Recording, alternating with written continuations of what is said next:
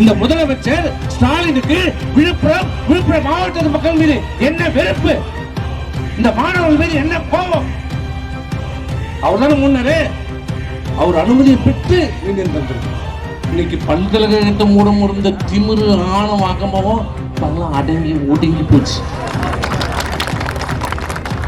நாளை எண்ணின்னு இருக்கிறார். அன்னைக்கு ஆணவமா திமுறா பல்கலைக்கழகம் வராது. இன்னைக்கு ஒரு மையத்துக்கே இன்னைக்கு நடுவில் திமுக. ஸ்டாலின் நடுகிறார்.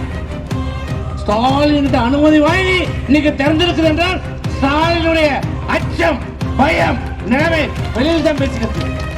நாங்கள் 200 ஜெயிப்போம். மேல ஸ்ட்ராங்க, பேஸ்மெண்ட்டுக்கு வீக். மேலதான் அப்படி குரல் மட்டும் தான், கீழே ஒண்ணு இல்ல. கீழே காட்ட மாட்டான் டிவி. கீழே பார்த்தா தெரிஞ்சிடலாம். நீங்க கீழே பேஸ்மெண்ட்டும் இன்னும் கொஞ்ச நாள்ல மேலையும் வீக் ஆயிடும்.